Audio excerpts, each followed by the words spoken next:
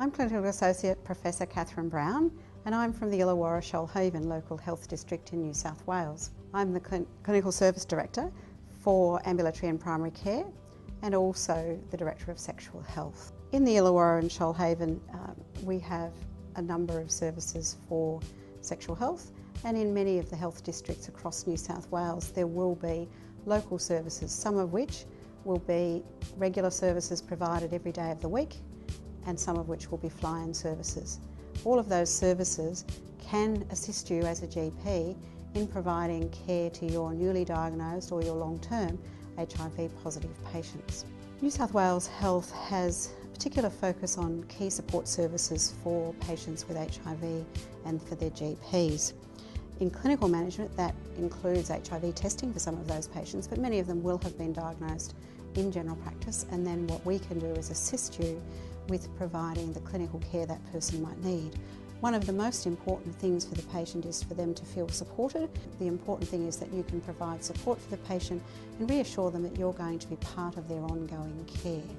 In regional areas there will be access to other services that a person with HIV might need, such as co-infection with tuberculosis or hepatitis, and you will be best placed to know what those services are. But in certain situations where you only have a fly-in service, you will be the person who will probably be managing the coordination of the care across those services if people have multiple infections to care for.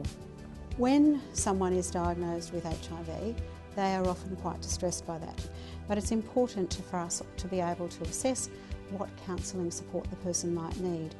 In some of the smaller services there may not be a specific counsellor available through a sexual health service, and then in that case as a GP you will need to implement a mental health care plan perhaps and look at the social services that are available for general counselling within your district.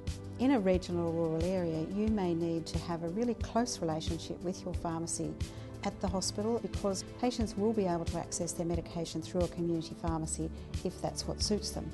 These medications are, however, very expensive, and so generally pharmacies won't keep large stocks of the medication on hand. So you and the patient will need to make sure that they actually have organised that they get their medications ahead of time so that they can never run out of them.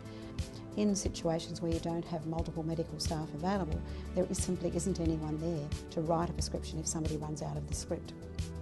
And the hospital pharmacy or the community pharmacy, it takes 2 or 3 days for them to make an order to their general supplier and to receive the order back into the pharmacy in order to be able to keep the medications up. Sometimes in small communities people may choose to attend services that are some distance from their actual location because they're concerned about privacy.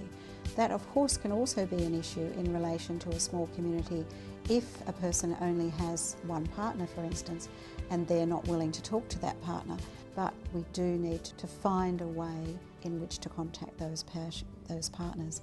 The other service that can be offered sometimes is to contact the Sexual Health Information Line.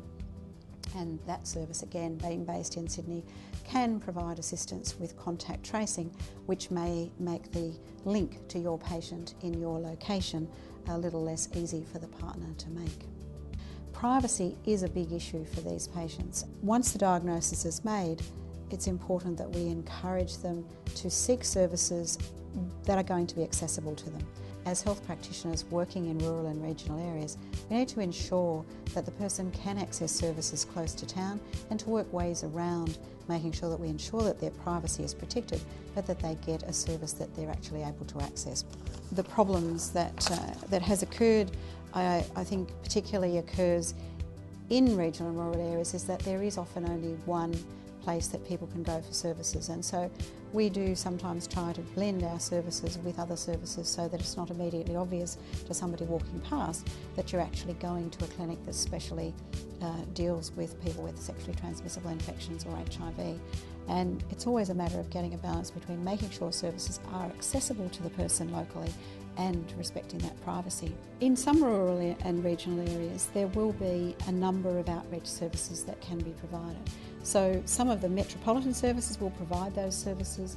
They will have regular clinics in far western New South Wales, for instance, that's an outreach from Sydney Hospital.